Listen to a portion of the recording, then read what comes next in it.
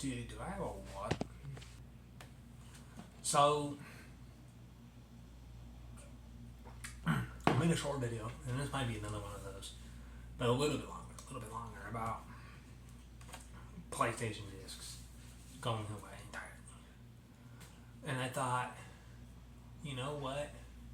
You know what? Since I don't have any lots, and I don't live stream as much anymore, actually, because my internet's out, right? And this would be all the stuff I'd probably talk about on live stream as like before I play the game, which I don't even know. I'm probably trying to like play Minecraft again, or I have to finish Origami King. Anyway, that's beside the point. Check the shirt out, by the way. We gotta give Nintendo some props where it's due. Am I crazy? Maybe I'm crazy. Right? All the professional Nintendo. Now, I don't know if I want to get the attention of professional Nintendo haters. Last time I got the attention of professional Nintendo haters, it was when the first Switch came out. And I don't know if I even got the attention of the professional Nintendo haters, because I don't think there was really such a thing back then. I mean, maybe there was, because the Wii U was kind of like, even though I had some fire games on it, right? The Wii U was like kind of, right? But, right.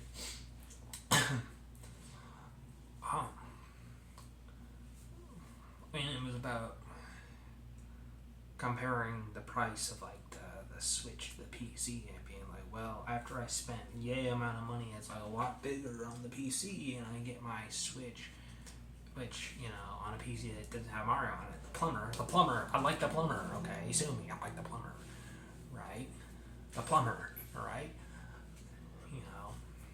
That didn't go over very well because, like, the PC beat writers, if you will, are out there. They're out there, and they're probably going to be out there on this one, even though they probably haven't had a fun playing a video game in a long ass time. But that's not the point. That's not the point of the video.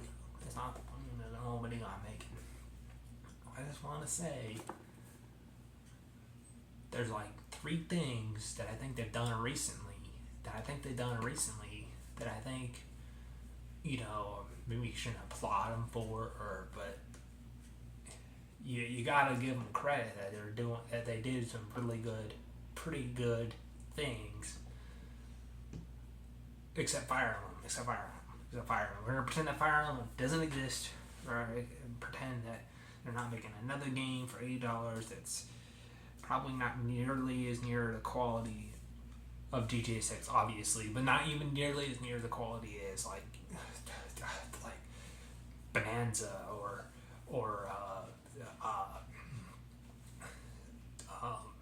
fucking freaking Mario Kart World, right? And I actually know I want to low key do. I want to low key do like some research into the financial like structure, not really structure, but what I'm trying to say, like, of Japan, like the financial like well-being of the average Japanese person, and see like why, if I could really find a reason why the prices are what they are as far as $80 games coming from Nintendo, right? Because they say it, but it'd be one thing to have them to say it's because the weakened yen and the weakening, ever so declining Japanese economy and inflation and the prices of all the chips and the cards and the things going up and all that stuff. But if I don't see it with my eyes, am I gonna take your word for it? You know what I'm saying? Like I'm not in the Japanese politics, so like I would know, right? You know what I mean? Right? I know that's crazy to say, but I don't even know. This is going totally off track.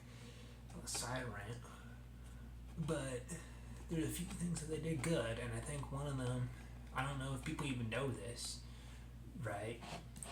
The professional haters, especially, they probably saw it and were like, "There's no way, like, that's not what I saw," right?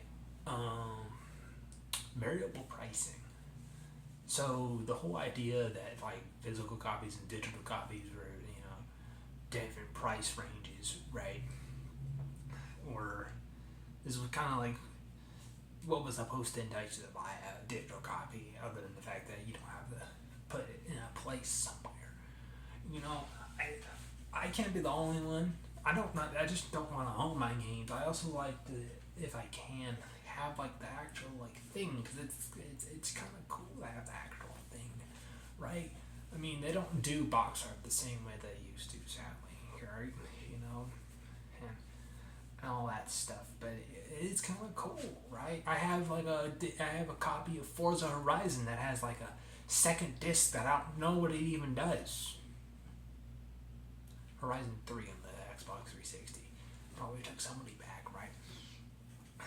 I'm still getting off track. Variable pricing. Nintendo's released, right? Variable pricing. Released, or like as if they came up with it, right? But they're bringing out variable pricing for their digital games. Their digital games are $10 cheaper than their physical ones, which I think is a win. I think no matter which way you slice, even the more expensive ones, it's still a win, right? Right? It's still a win. It's yeah, you know, it's $10 cheaper for a digital game, and again, like I said in the last video, which I don't know if anyone's gonna watch or not, but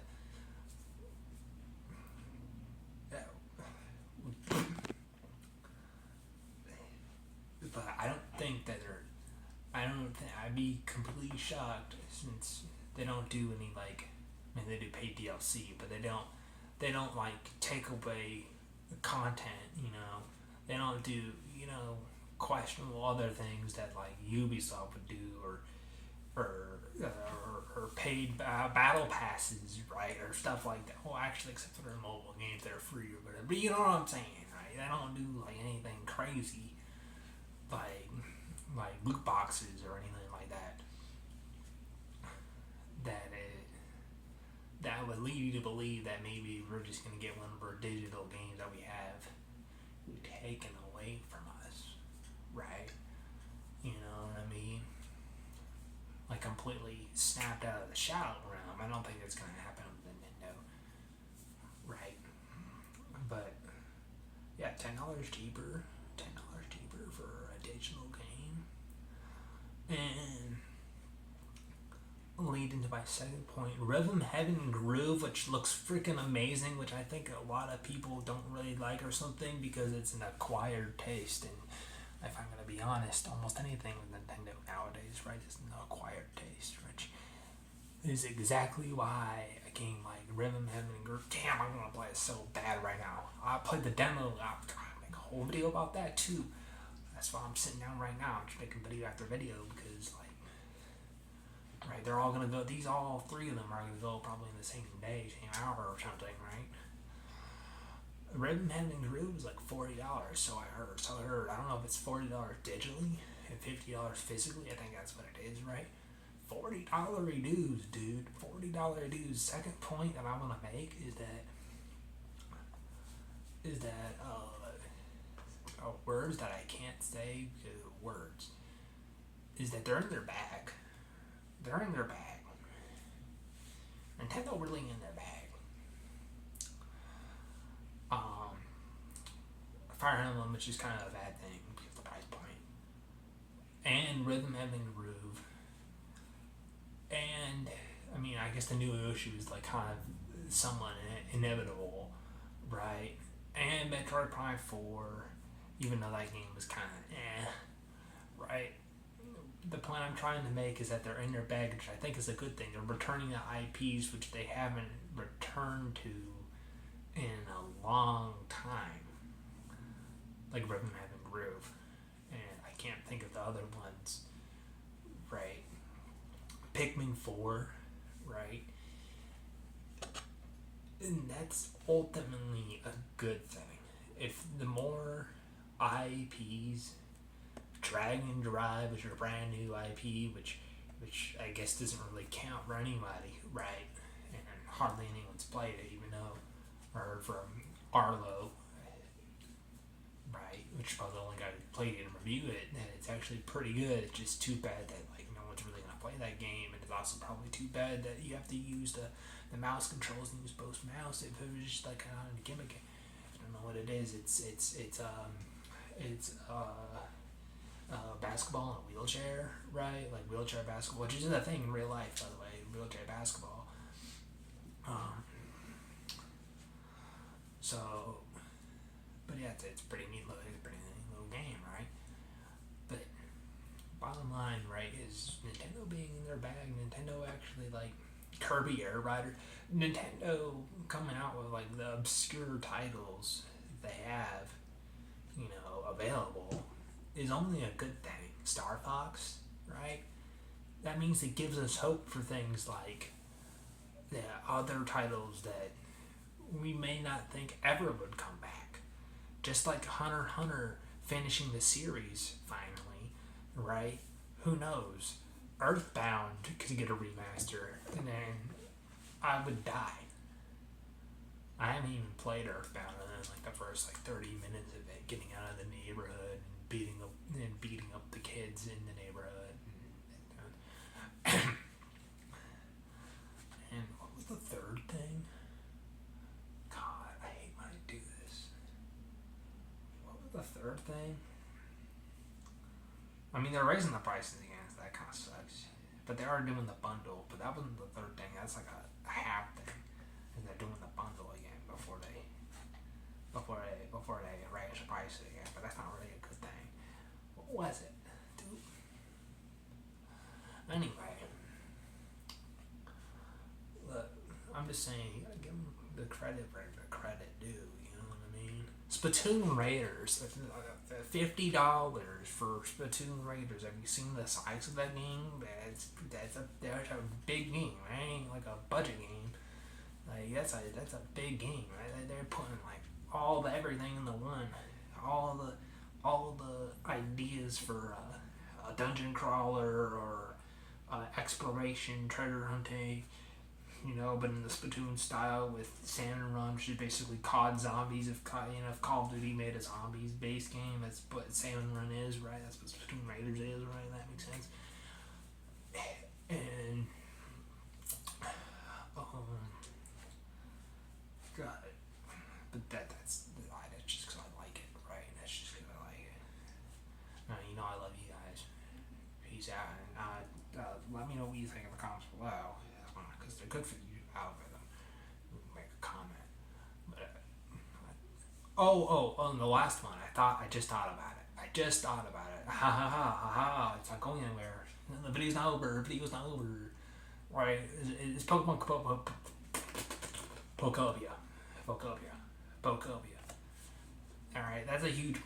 That's like a monumental win. I don't think people even realize. And the new game actually looking good is also like a small win, but we're giving credit where credit's due.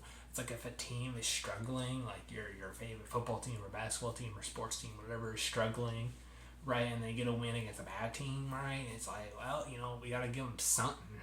That's basically what Nintendo did. They got a couple of wins against a bad team. We gotta give them some sort of credit, right? Right, but like Pokemon kind of, because it's kind of that game for real. I don't know if it's game of the year. I don't know if it's game of the year, but it's that game for real. It is that game for real, right?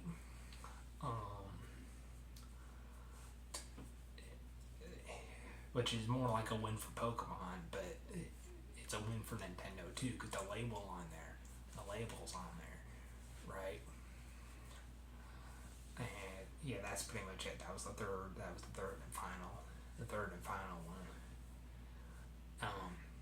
As in, it looks like, and the point being is, it looks like Pokemon's actually finally turning to the right direction instead of the wrong direction for the past 10 years, which I think is ultimately a good thing. Obviously, I feel like that's ultimately a good thing, right? I love you guys. Leave a comment below and tell me what you think if you watch this. Keyword if I just get like a good enough thumbnail, right?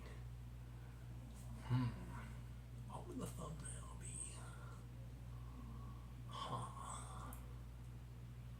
I mean, it's not not like I'm giving like a crazy take or anything like that.